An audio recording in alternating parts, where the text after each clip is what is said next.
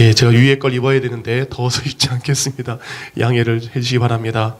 오늘은 예레미야 1장 4절부터 10절까지의 말씀을 통해서 눈물의 선지자 예레미야는 제목으로 주의 말씀을 전하겠습니다. 초기 기독교 주의 말씀이 전해지고 있을 때 복음을 전하기 위해서 자원하여 곳곳을 다니면서 복음을 전하는 복음 전도자들이 많이 생겨났습니다. 그들은 자기들이 들은 복음을 내 안에 머물러 있는 것이 아니라 다른 사람을 전하기 위해서 자기가 있는 곳을 떠나서 복음을 전했습니다. 다른 도시, 다른 지역, 다른 나라를 다니면서 복음을 전하는 복음 전도자들이 많이 생겼습니다.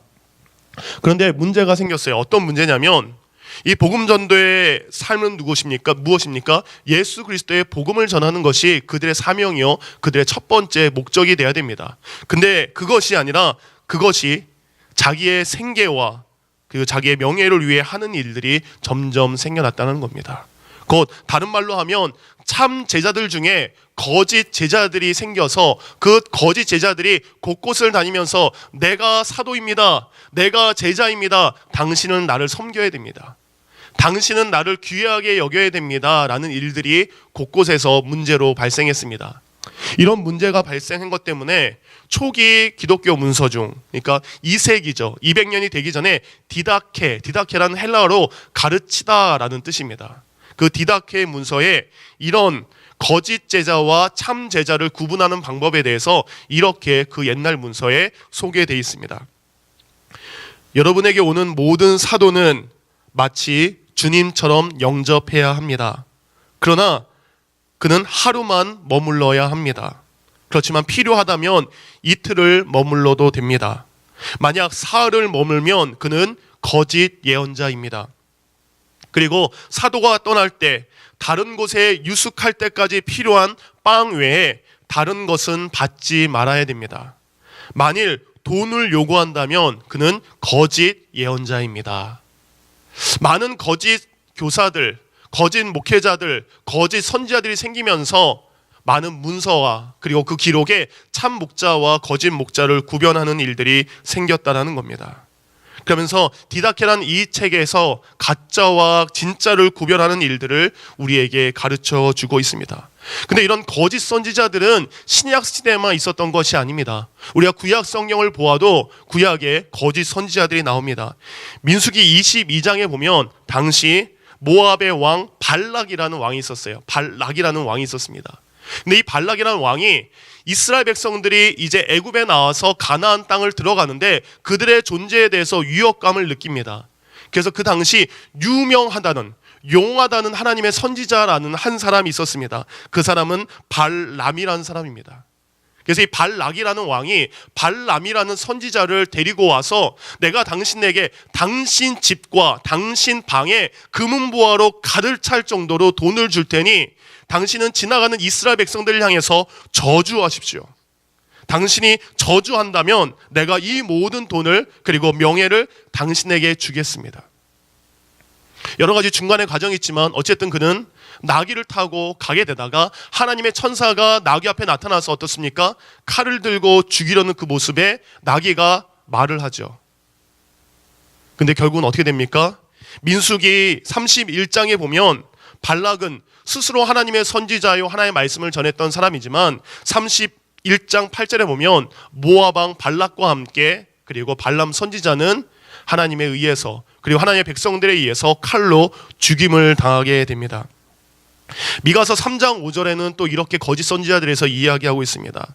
내 백성을 유혹하는 선지자들은 이빨에 물 것이 있으면 평강을 외치나 그 입에 무엇을 채워주지 아니하는 자에게는 전쟁을 준비하는도다. 이것을 세번역으로 이야기하면 그 의미를 정확히 알 수 있습니다. 예언자라는 자들이 나의 백성을 속이고 있다. 입에 먹을 것을 물려주면 평화를 외치고 먹을 것을 주지 아니하면 전쟁이 다가온다, 협박한다. 이것이 미가서 선지자가 거짓 선지자들에 대한 모습을 소개하고 있습니다. 곧 자신들의 입에 만족이 있고 자신들의 주머니에 채워지는 것이 있으면 그들은 온갖 사탕발림의 말로, 온갖 속이는 말로 그들을 위로하지만 자기들에게 만족스럽지 않은 그리고 자기들을 위하지 않고 자기에게 도움을 주지 않으면 온갖 협박과 전쟁을 선포하는 것, 이것이 거짓 선지자들의 모습이라는 겁니다. 2007년 한국의 어느 유명한 여자 대학에서 신랑 후보감 순위를 한번 설문조사를 했다라고 합니다. 근데 2007년이 오기 20년이나 30년 전에도 한번 했었대요. 그때 신랑 후보감 가운데 제일 밑에서 세 번째가 목사였다라고 합니다. 그래서 이발사 다음으로도 시집 안 가는 게 목사다라는 얘기를 했어요. 왜냐면 1960년대, 70년대 목사님들이 많이 고생을 했죠. 근데 2007년 당시에는 최고의 신랑감 3위 안에 목사가 들어갔다라고 합니다. 2007년에 제가 결혼을 했어야 되는데 어쨌든 2007년에는 3위 안에 드는 후보감이 바로 목사였습니다. 여러 가지 이유가 있겠지만 첫 번째, 목회자들에게는 뭐 술과 담배 그리고 이성에 대한 문제가 조금은 다른 분들보다 좀 덜 문제가 있죠.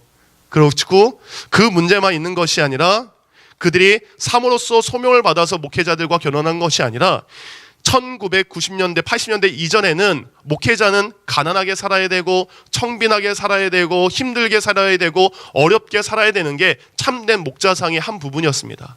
근데 대형 교회, 큰 교회들이 많이 생기면서 스타 목사님들이 나오기 시작해요. 잘 나가는 목사님들이 나오기 시작합니다. 그리고 웬만한 교회 목사님들의 연봉이 어지간한 사람들보다 높기 시작해요.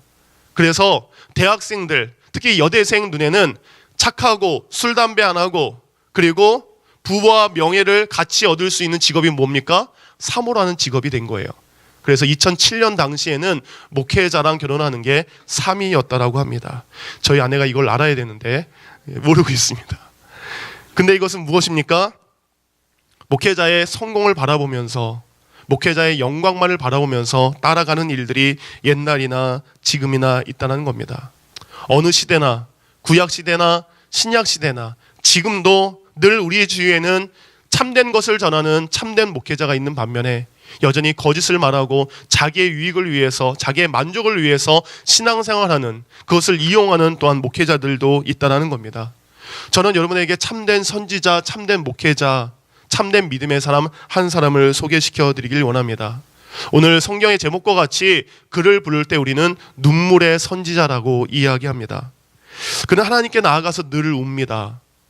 하나님의 백성들을 위해서 눈물을 흘립니다. 하나님의 백성들이 죄 짓는 것 때문에 눈물을 흘립니다. 하나님의 백성들을 잘 인도해야 돼 지도자들이 잘못하고 있는 것 때문에 그는 눈물을 흘립니다. 그는 그가 속한 나라와 그가 속한 민족을 위해서 날마다 옵니다. 그래서 예레미야 9장 1절은 그가 이렇게 얘기합니다. 어찌하면 내 머리는 물이 되고 내 눈은 눈물 근원이 될고 죽임을 당한 딸 내 백성을 위하여 주야로 울리로다. 그는 고백합니다. 내 머리에는 물로 가득 차 있습니다. 내 머리에는 눈물로 가득 차 있습니다. 나는 주야로 아침에도 점심에도 밤에도 나는 늘 울 수밖에 없습니다. 내 백성들 그리고 내 딸들, 내가 속한 민족들을 위하여 나는 울 수밖에 없습니다. 그는 또한 예레미야 14장 17절에 이렇게 얘기합니다. 너는 이 말로 그들에게 이르라. 내 눈이 밤낮으로 그치지 아니하고 눈물을 흘리리니 이는 처녀딸 내 백성이 큰 파멸 중한 상처로 말미암아 망하리라. 이것은 예레미야 선지자의 말이 아니에요. 하나님의 말입니다.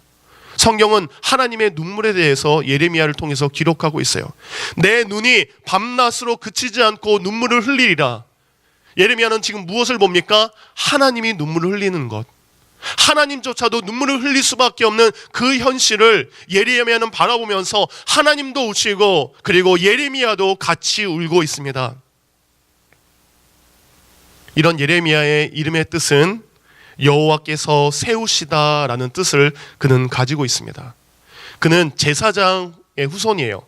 제사장 중에 아달리야라는 후손이 있습니다. 근데 이 사람은 베냐민 땅 아나도세에 살고 있는 제사장 hil기야의 아들로 태어나게 되는데 이 제사장의 가문은 몰락한 제사장의 가문이에요. 제사장 중에 승진하면 어디가 있겠습니까? 예루살렘 가까이 가 있겠죠. 잘 나가는 제사장들은 큰데 화려한데 예루살렘 성전에 가 있겠죠. 근데 그가 있는 베냐민 땅 아나돗이라는 것은 시골이고 외진 곳입니다. 그곳에서 몰락한 제사장 가문의 한 사람이에요. 그에게 하나님께서 나타나십니다. 성경은 그를 향해서 수줍고 연약한 사람이라고 얘기합니다.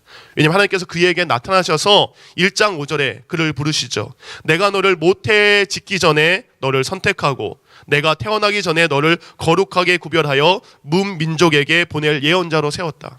하나님께서 어느 날 쫙 나타나셔서 예레미야에게 내가 너로 거룩하게 하고 내가 너를 선택해서 모든 민족들 가운데 나의 말을 전하는 예언자가 되게 하리라. 어느 날 하나님께서 여러분에게 나타나셔서 이런 위대하고 원대한 꿈을 주셨다라고 한번 생각해 보시기 바랍니다. 그럼 뭐라고 하시겠습니까? 주님, 제가 여기 있습니다. 나를 보내소서. 근데 실제로 우리 주 가운데 그런 고백을 할 수 있는 사람은 없습니다. 우리는 예레미야 같은 사람이에요. 예레미야는 우리와 같은 똑같은 말을 합니다. 1장 6절 새 번역입니다. 아닙니다. 주 나의 하나님, 저는 말을 잘할 줄 모릅니다. 저는 아직 너무나 어립니다. 여기서 어리다는 것은 그의 나이가 실제로 어린 것보다 그가 능력이 없습니다. 내가 자질이 없습니다. 내가 감당할 수 있는 힘이 없습니다. 라는 고백입니다. 하나님께서 우리를 부르셔서 너 이거 감당해라 할 때 어느 누가 제가 가겠습니다라고 할 사람이 어디 있겠습니까? 때론 예레미야의 모습이 바로 우리의 모습입니다. 주님, 제가 어떻게 합니까? 제가 어떻게 감당할 수 있습니까? 저는 아무것도 할 수 없습니다.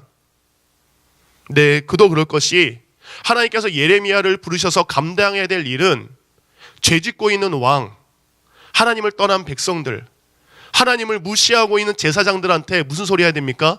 쓴소리 해야 돼요. 너 죄졌습니다. 당신 죄졌습니다. 당신 멸망할 것입니다. 하나님은 예레미야에게 그 소리 하라고 부르신 거예요.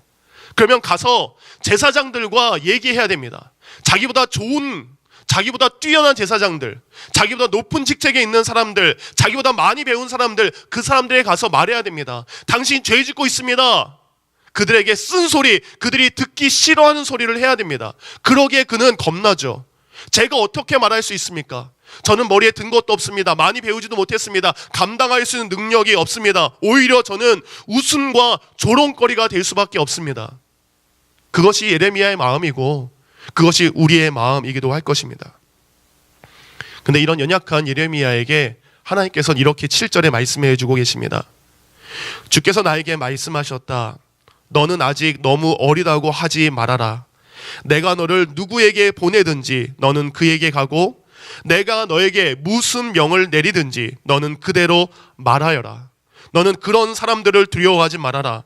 내가 늘 너와 함께 있으며 보호해 주겠다. 주 나의 말이다. 그런 다음에 성경에 정말로 특이한 것이 기록됩니다. 9절. 그런 다음에 주께서 손을 내밀어 내 입에 대시며 내게 말씀하셨다. 내가 말하는 것 말해라. 내가 가라는 것 가라. 두려워하지 말아라. 내가 너를 보호해 주리라 말한 다음에 하나님의 손이 그에게 나타납니다. 그리고 주께서 그 손을 내밀어서 어디에 갖다 대십니까? 하나님이 이렇게 하셨을까요? 옆에서 척 이렇게 하셨을까? 모르겠습니다. 하나님의 손이 이렇게 막았는지 어떻게 되셨는지 그거는 기록하지 않았기 때문에 우리가 옆 사람에게 시끄러울 때 그만, 그런 의미인지는 모르겠습니다. 예, 남궁 일사님이 한 그거입니다. 근데 어떻습니까? 그 말을 하시면서 곧 하나님께서는 예레미야를 직접 터치하신 것입니다. 하나님의 손이 어디에 닿은 것입니까? 예레미야의 입술에 닿은 것입니다. 그러면서 말씀하십니다. 내가 내 말을 내 입에 맡긴다. 내가 내 말을 너의 입에 두었도라. 이것은 내 말이 곧 너의 입을 통해서 전달될 것이다. 때론 우리가 말로써 사람들을 위로하고 격려할 때 있지만 누군가에게 우리를 터치했을 때, 누군가가 우리를 만져줬을 때 그것에서 오는 큰 기쁨이 있는 줄 믿습니다. 지금 옆에 분에게 손을 잡을 수 있는 분들은 손을 한번 잡아주시기 바랍니다. 고마워, 감사해요, 사랑해요. 자, 이번 주 월화 우리 교육자들과 함께 수련회를 갔다 왔습니다. 정말 감사하게 너무나 귀한 시간이었어요. 나중에 다시 얘기를 하겠지만 저희 딸이랑 둘째 딸이랑 산을 올라가게 됐어요. 근데 둘째 딸이 저에게 가만히 다가오더니 얘가 평소에 하지 않는 행동을 저에게 합니다. 와서 손을 꽉 잡는 거예요. 제가 먼저 잡아야 되는데 걔가 저를 잡는 거예요. 그리고 한 20분을 그렇게 손을 꽉 잡고 산에서 올라가기도 하고 내려가기도 했어요. 근데 따뜻한 우리 둘째 아이의 손이 잡아진 것을 통해서 되게 기뻤어요. 많은 말을 하지 못했어도 아이와 이렇게 손잡고 10분 이상 걸어본 게 언제였는지 기억이 안 나요. 우리 구집사님, 우리 혜선이 혜연이와 10분 이상 손잡고 언제 걸어보셨나요? 어제? 지난 일요일 날. 역시 좋은 아버님이십니다. 우리 이춘상 형제님, 성도님, 우리 예? 엊그저께 10분 이상. 죄송합니다. 제가 못난 아버지였고 나만 그랬군요. 저만 그랬군요. 좋은 아버지이십니다. 하나님께서는 그를 만지십니다. 그를 만지면서 그는 그 평생 그것을 잊지 않았을 것 같아요. 하나님의 손이 나의 입술에 닿았을 때를 잊지 않았을 것입니다. 그래서 그는 그 말에 순종하여 이제 가기 시작합니다. 우리는 못하지만 하나님께서는 우리에게 순종하라고 하십니다. 우리는 할 수 없다라고 하지만 하나님은 계속 하라고 말씀하십니다. 왜냐하면 예레미야는 예레미야가 감당해야 될 사명이 있습니다. 그리고 이곳에 있는 우리는 우리가 받은 은사대로 감당해야 될 사명 또한 있습니다. 교회 여러 가지의 사명자들이 있습니다. 교회 여러 가지의 감당해야 될 일들이 있습니다. 어떤 분은 찬양단으로, 성가대로, 방송실로, 주방에서, 교사로, 그리고 안내로, 헌금위원으로, 기도로, 아이들을 가르치는 것으로 수많은 교회 각각의 봉사자와 그리고 각각의 은사대로 섬겨야 될 일들이 참 많은 줄 믿습니다. 그런데 우리 가운데 주님의 이런 부름 앞에 예레미야가 내가 너로 감당하게 해줄게 말씀하셨던 것처럼 여러분이 각각의 사명들을 감당할 때 하나님은 여러분이 능히 감당할 수 있는 그 은혜를 주실 줄 믿습니다. 지금은 나와 상관없는 것, 지금은 미루고 싶은 것, 그것이 아니라 주님 제가 부족하지만 하나님이 하라 하셨기에 순종하길 원합니다. 이러한 믿음의 고백이 여러분에게 있기를 원합니다. 예레미야의 이름 부름의 순종은 50년 동안 이어지게 됩니다. 예레미야가 순종한 이 50년의 역사는 이스라엘 백성들의 역사 가운데 가장 아픔의 역사를 가지고 있습니다. 그가 처음 선지자가 되었을 때 요시야 왕이었어요. 요시야 왕은 그래도 하나님을 잘 믿는 하나님을 잘 믿는 왕이어서 종교개혁도 하고 우상들을 버리기도 합니다. 그래서 큰 핍박과 그 어려움이 없었습니다. 그런데 BC 609년 요시야가 무기또에서 애굽, 이집트 왕과 전쟁을 벌이게 됩니다. 그리고 그 전쟁에서 하나님을 잘 믿는 이 요시야 왕이 죽게 돼요. 그 전쟁에서 패한 이스라엘 백성들이 이제 애굽에게 머리를 숙이게 됩니다. 그리고 그 다음에 세워진 여호와김 왕부터는 바로 애굽에게 고개를 숙이고 머리를 숙이게 되는 거예요. 그래서 하나님을 의지하는 것보다 이제는 애굽을 의지합니다. 하나님의 도움을 구하기보다는 애굽의 도움을 구하게 됩니다. 그래서 그것이 점점 하나님을 멀리하는 일들이 되었고 그들이 애굽과 가까워지는 것 때문에 바벨론이라는 나라가 세워질 때 그들이 뿔이 나기 시작하죠. 감히 우리를 무시하고 애굽과 손을 잡았어. 그래서 바벨론이 공격을 하기 시작합니다. 605년 첫 번째 침공을 해서 그 나라를 초토화시켜버립니다. 그래도 아직 그 나라를 남겨놔요. 그런 다음에 다시 BC 597년 그리고 마침내 586년 바벨론은 남유다를 침공해서 처참하게 부수고 그리고 바벨론의 포로로 끌려갑니다. 바로 이스라엘 역사상 가운데 가장 참혹하고 가장 비참한 이 시기 가운데 이 50년 동안 사역했던 사람이 바로 이사야 선지자입니다. 하나님께서는 이사야로 하여금 그런 위기 가운데 그런 멸망의 순간 가운데 백성들을 일깨우고 다시 하나님께로 돌아오기 위해서 예레미야 선지자, 눈물의 선지자를 세우신 것입니다. 어느 가정에나 위기는 찾아옵니다. 어느 교회나 시련은 닥칩니다. 어느 모임이나 여러 가지 시련과 어려움은 반드시 찾아옵니다. 시험이 없는 교회는 없습니다. 역경이 없는 가정은 없습니다. 아픔이 없는 인생은 없습니다. 근데 하나님께서 왜 그 역경과 어려움과 시련을 주셨습니까? 바로 그 순간 깨어있는 한 사람을 통해서 그들을 다시 일으켜 세우기 위함인 줄 믿습니다. 교회가 어려울 때에 믿음으로 기도하는 한 사람, 가정이 넘어지고 가정이 파탄되었을 때 그래도 믿음으로 기도하는 한 사람, 그 사람을 통해서 가정이 다시 일어서게 되는 것이고 교회가 다시 교회답게 사명을 감당할 수 있게 되는 것입니다. 곧 하나님은 남유다라는 백성의 그 멸망 가운데 예레미야를 통해서 그들을 진리의 길로, 그들을 하나님께로 인도하기 위해서 그로 하여금 눈물을 흘리게 하셨던 것처럼 언젠가 우리 열린교회 또다시 위기가 다가오고 언젠가 여러분의 가정 가운데 원하지 않는 역경이 다가올 때 믿음의 여러분을 통해서, 믿음으로 기도하는 여러분을 통해서 그 위기와 그 어려움이 다시 일어나기를 원하는 것입니다. 모든 사람이 어려움을 말하고 부정을 말할 때에 믿음으로 기도하는 삶을 통해서 우리는 다시 이겨낼 수 있습니다. 우리 가정은 극복할 수 있습니다. 우리 가정 가운데 행복이 찾아올 것입니다. 여러분이 말하게 하기 위해서 여러분을 기도하게 하시는 줄 믿습니다. 예레미야의 이런 순종의 길은 평탄하지만은 않았습니다. 하나님께서 가라는 곳에 갔습니다. 하나님이 말하는 곳에 말하라고 갑니다. 순종했지만 순종의 삶이 평탄한 길로 이어져야 되는데 그의 삶은 바로 예견된 가시밭길과도 같은 인생을 살게 됩니다. 한국이나 미국이나 참으로 많은 교육자들이 있습니다. 목회자들이 참 많습니다. 근데 공통적인 게 이게 있더라고요. 한국이나 미국이나 빈익빈 부익부, 큰 교회, 사람 많은 교회, 재정이 넉넉한 교회, 그런 교회는 누가 넘칠까요? 교육자들이 차고 넘칩니다.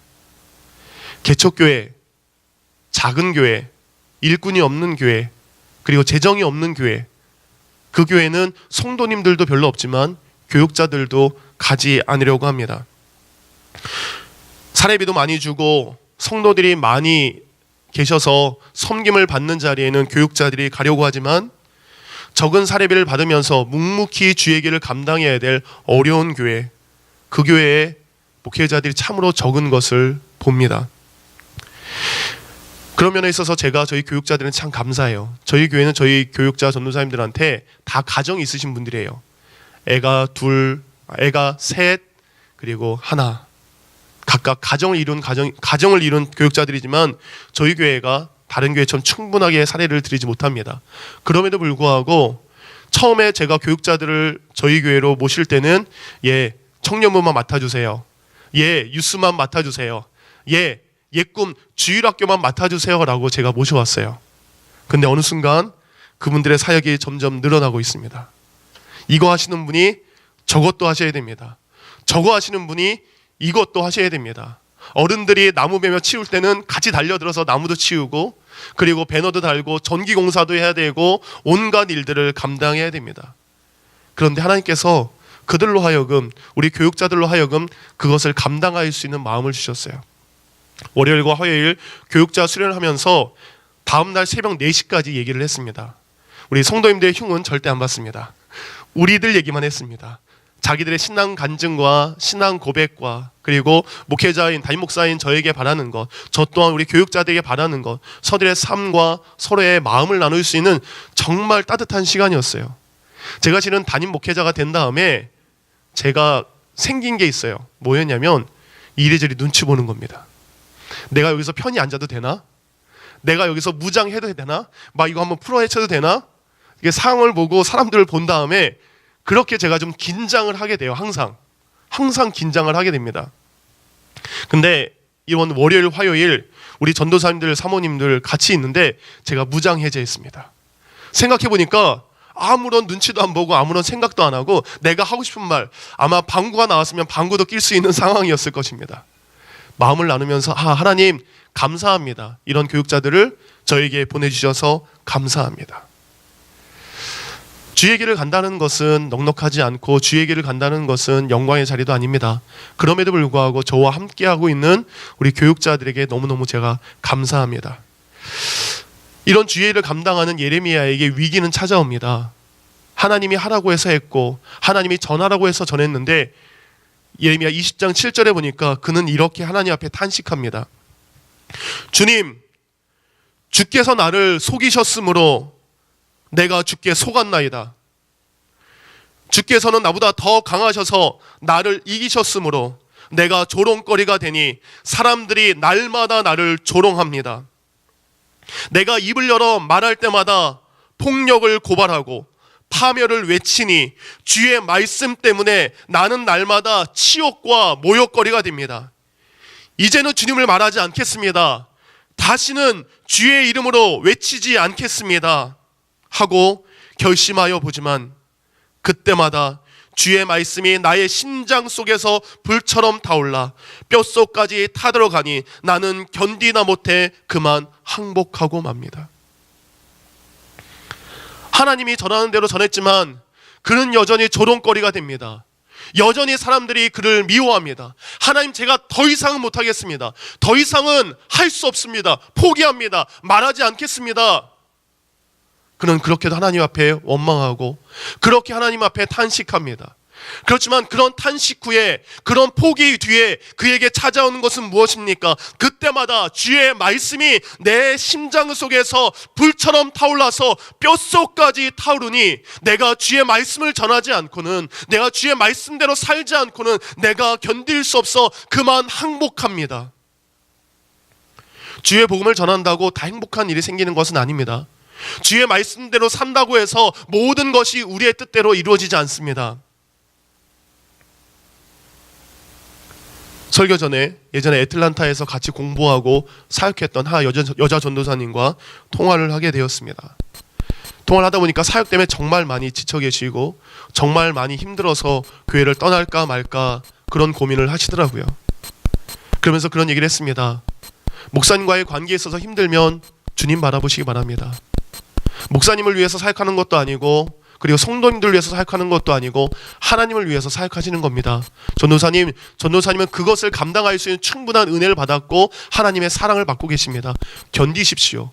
지켜내십시오. 그럼 하나님께서 다시 회복하게 하십니다. 그러면서 서로 기쁨으로 서로 위로를 하면서 전화를 끊었습니다. 요시야 다음에 왕이 된 여호와김에게 그가 복음을 전했을 때 그에게 돌아온 것은 감옥에 갇히는 일이었습니다. 감옥에서도 그가 복음을 전했지만 또다시 그가 감옥에서 풀려났을 때 그를 기다리는 것은 진흙 구덩이였어요. 여호와김은 그는 자기에게 쓴소리 싫은 소리 하는 그를 진흙 구덩이에다가 집어넣어 버립니다. 그리고 뚜껑으로 막아버리게 됩니다. 그가 선지자들의 그리고 제사장들에게 왕에 나아가서 이야기합니다. 근데 그들이 그의 말을 듣고 순종하고 회개하는 것이 아니라 예레미야 24장 6절을 보니 이렇게 나와 있습니다. 예레미야가 여호와의 성전에서 이 말을 하매 제사장들과 선지자들과 모든 백성이 듣더라. 그러면서 이야기합니다. 예레미야가 여호와께서 명령하신 말씀을 모든 백성에게 전하기를 마침에 제사장들과 선지자들과 모든 백성이 그를 붙잡고 이르되 내가 반드시 죽어야 하리라. 하나님의 말씀을 전했는데요. 누구에게요? 제사장이 있었습니다. 선지자들도 있었어요.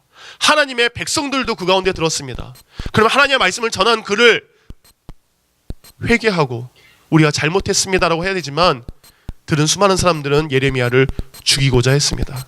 이 말씀은 곧 무엇입니까? 사도행전에서 주의 말씀을 담대하게 전했던 스데반 집사님이 그들에게 당신들이 예수 그리스도의 십자가에 못 박았습니다 할 때 사울과 수많은 사람들이 돌을 던져서 그를 죽였던 것처럼 복음을 전하는 사람들, 하나님의 뜻대로 사는 사람들에게 원하지 않는 죽음의 고통과 원하지 않는 아픔이 부메랑처럼 돌아온 것입니다.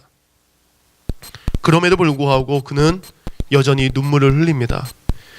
그의 눈에 무엇이 보이기 때문입니까? 이대로 가다가는 이 백성이 멸망할 것을 그는 보았기 때문에. 이대로 가다 보면은 처참하게 우리의 아들들과 우리의 딸들과 우리의 부모님들과 우리의 이웃들이 저 이방인들에게 멸망을 끔찍하게 당할 것을 그는 하나님의 계시의 말씀을 통해서 보았고 들었기 때문입니다. 저기 지금 보이고 있어요. 죽음의 그림자, 멸망의 그림자, 심판의 그림자를 그는 보았습니다. 그는 보았지만 사람들은 모르고 있기 때문에 외칩니다. 그만하십시오. 그는 애타는 마음으로 소리 지르지만 눈물 흘려서 호소하지만 여전히 백성들의 귀는 막게 되는 것이고 그들의 마음은 닫혀져 있었기 때문입니다. 이와 똑같은 일이 우리에게 있기를 원합니다. 이 말은 곧 무엇입니까? 우리는 복음을 통해서 예수 그리스도의 오심을 믿습니다.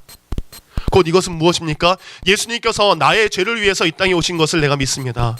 예수님께서 십자가에 나를 위해서 피 흘리신 것을, 그래서 용서해 주신 것을 내가 믿습니다. 그 예수님이 이제 하나님의 나라에서 우리가 갈 곳을 예비한 것을 우리는 믿습니다. 그렇다면 우리가 또한 믿어야 될 것은 그 예수님께서 다시 이 땅에 오실 것을 우리는 믿어야 됩니다.